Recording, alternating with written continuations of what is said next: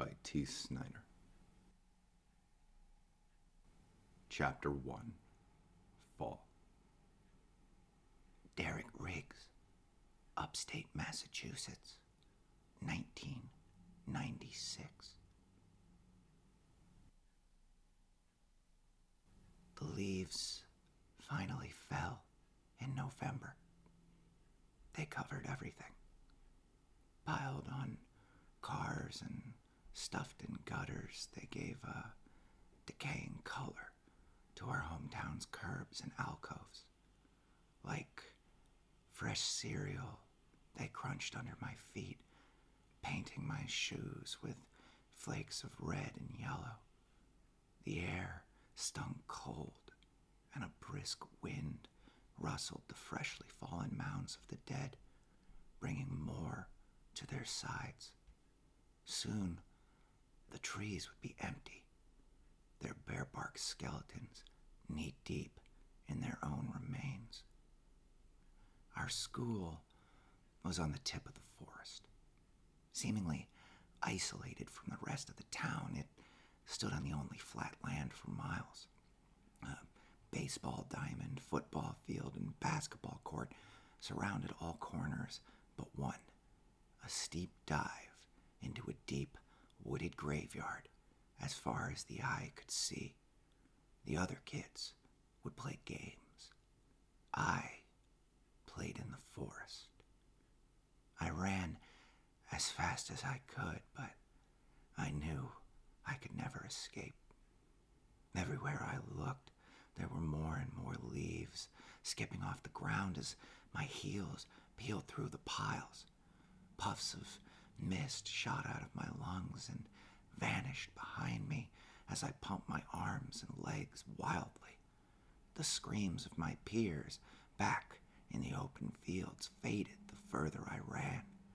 The deeper I journeyed, the more alone I found myself until, as my lungs finally gave out and my legs shook with fatigue, I clambered behind a tree and pressed my back firmly against it for support and cover. I smacked my lips together and swallowed the stale, thick saliva that begged for water to wash it down. My chest rose and fell a foot with every breath, but still I tried to stay calm, to listen to the leaves.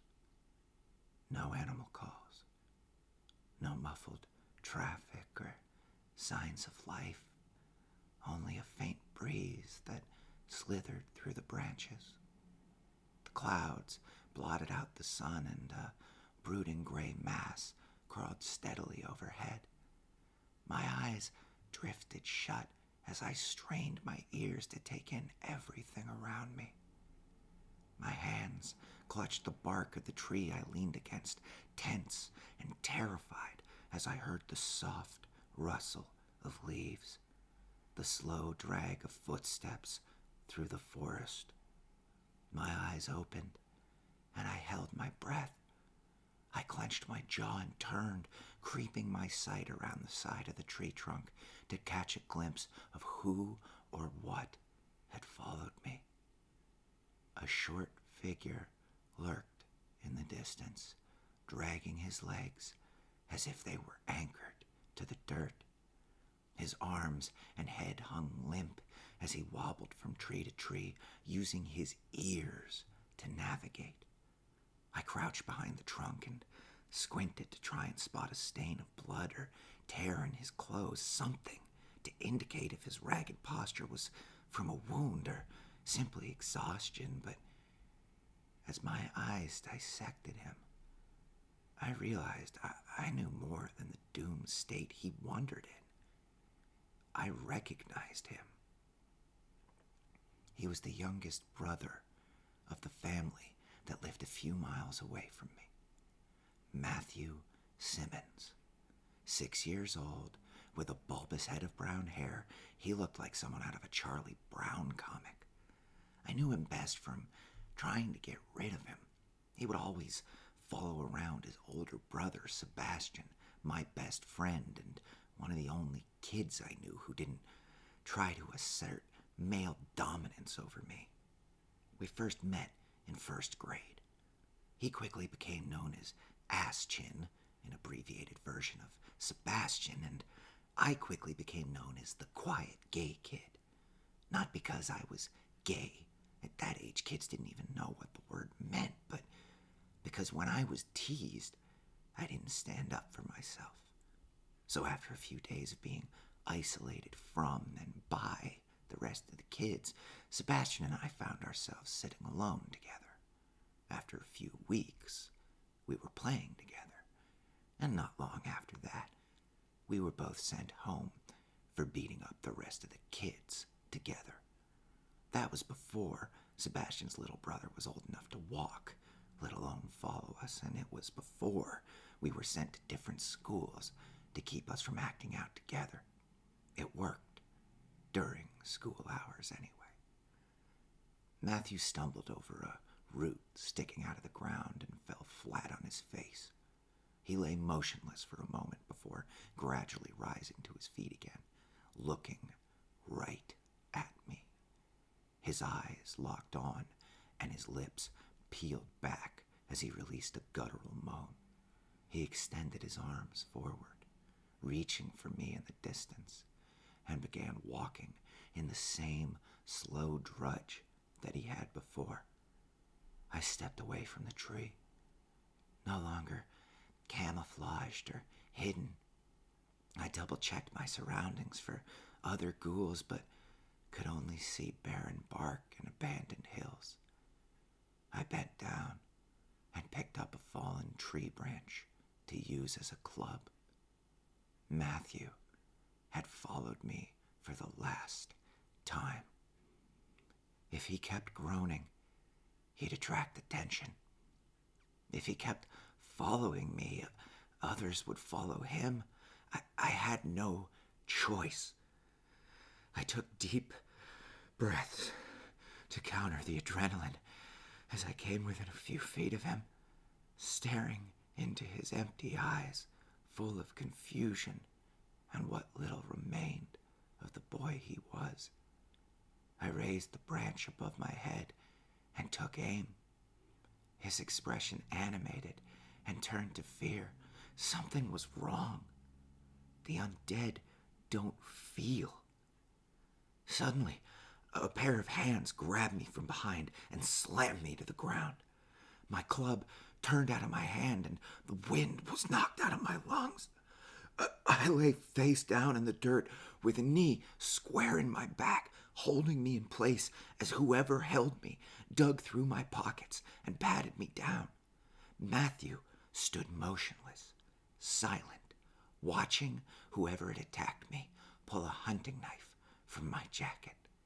I sputtered and wheezed, trying to take in a breath between the dirt in my mouth and the shock of being caught off guard. I squirmed and tried to flip onto my stomach, but I was held down. I dug my fingers into the soil to find a rock just big enough to use as a weapon. I gripped it tightly and waited for the person atop me to shift their weight enough for me to break free. Matthew took a seat against a tree. The little bastard had planned this. I scowled at him and pushed with all my strength, bursting off the ground and turning around to face my attacker. The rock clutched in my hand, finding its place on their forehead. Matthew cried out and leapt on my back, knocking me off balance and on top of the person I had just bludgeoned. Sebastian, Matthew's older brother, and my supposed best friend. "What the hell?" I shouted, tugging at Matthew's arm wrapped around my neck. Sebastian groaned and rubbed his forehead, flopping off his back and onto his stomach. "Leave my brother alone," Matthew yelled as I flung him off me and scrambled to my feet. Sebastian sat up and rolled his eyes, pulling his hand away from his head to reveal a smear of blood on his palm. "Fucking ow," Sebastian slurred. "What are you doing?" I demanded, raising the rock up to keep Matthew from jumping on me again. Sebastian smacked his lips together and resumed holding his bleeding head, trying to think of a response. Using a decoy, he muttered. What? You're in so much trouble, Matthew shouted, practically in tears. Shut up, Matt. Using a decoy, Sebastian repeated. Bandits could use ghouls to track other people and loot their stuff, he explained, reaching out his hand to return my hunting knife to me. You have to be on the lookout for bandits. You're bleeding, Seb, Matthew cried, calling his brother by the nickname their parents used. His tiny face swelled up with brooding tears, and he looked to me to make things better. I dropped the rock and groaned. I was an only child for a reason. My parents didn't want to deal with this kitty crap more than once, if at all, and neither did I. I know I'm bleeding, Sebastian replied, using his sleeve to soak up the blood. If this fight were for real, you would have gotten stabbed, he continued, turning his attention back to me. I know. I wasn't careful enough, I admitted, placing my hunting knife back in my pocket. But still, you shouldn't have used your brother like that. I could have killed him. What? Matthew cried, taking a step back in horror, not realizing that I had mistaken him for a ghoul. I didn't, did I? Just relax. I'm telling, Matthew screamed, turning and running back towards the school.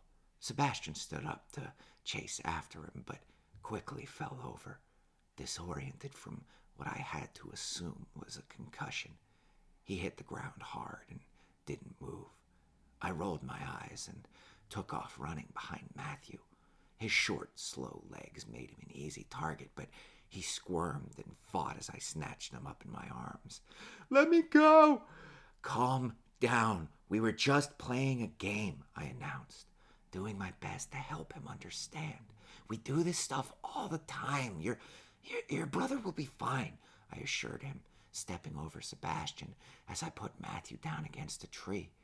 He scrambled to the side, trying to escape once more, and I lunged after him, only to feel the same rock I had struck Sebastian with land hard against my forehead.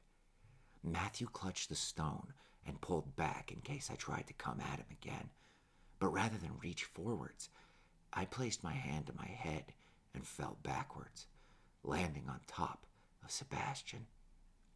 I held my aching head as a trickle of blood dripped down my face. Matthew sobbed loudly and approached me to see if I was okay. I'm sorry, he shrieked, about as guilty and distraught as I'd ever seen anybody. Please stop making noise. It's okay. I'm fine, I groaned, feeling my throbbing head move aside as Sebastian rolled out from under me to rejoin the conversation. What just happened? Please don't tell Mom and Dad. Please stop yelling, Matt. Is that my blood, or why are you bleeding? I didn't mean to. Matthew, I promise not to tell anyone if you stop crying and be quiet right now, I stated, savoring the few moments of silence that followed. Did my little brother just kick your ass? Shut up. Oh, Sebastian exclaimed, lying down again and flopping his arms out to his side. Are you, dizzy too? A little. Why would you try and kill me?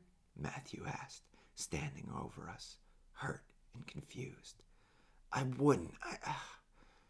I just thought you were, I said, pausing to think of how to explain what his brother and I were doing out here without actually telling him enough for him to understand. An undead? Yeah, I admitted, opening my hunting knife to use as a mirror to examine the gash on my head, about half an inch above my left eye, and already clotting. You did good, Matt, Sebastian chimed in, trying to ease his brother's nerves enough to get us all off the hook when we went home, bloodied and concussed. Thanks. Matthew said, turning from distraught to pleased. Do you have a first aid kit in the fort? What? What fort? I asked, playing dumb as I turned to glare at Sebastian. The one you guys made out here. You told him? I shouted, sitting up, outraged and betrayed. Well, Sebastian muttered, unable to think clearly, let alone think of a reason why he'd been so stupid. I clenched my teeth and put my hunting knife away so I wouldn't lose my head and stab him. The fort that we'd built was the biggest secret of our life, one that we'd suffered through countless groundings and arguments to keep hidden. We had sworn to never tell anyone under any circumstances what we were planning there.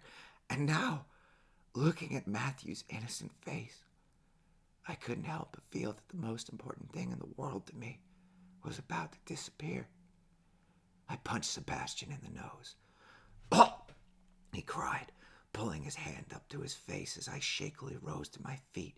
"He follows me everywhere. He would have figured it out eventually," Sebastian replied, standing up to follow me. "Fuck off. I'll do this by myself." I won't tell anyone, I promise, Matthew insisted, walking behind Sebastian as he wobbled quickly after me. A gust of wind pulled the leaves off the ground and swallowed the sound of his pleas for me to wait. I trudged forward, setting a course for home, only to stop as I felt Matthew grab my arm and tug me until I turned around. He was crying again, while he pointed to Sebastian lying face down in the dirt, unconscious and helpless. I took a deep breath and held it, realizing I couldn't just leave him and trying to think of what to do now. It's okay, Matt. Help me carry him. The fort isn't far from here.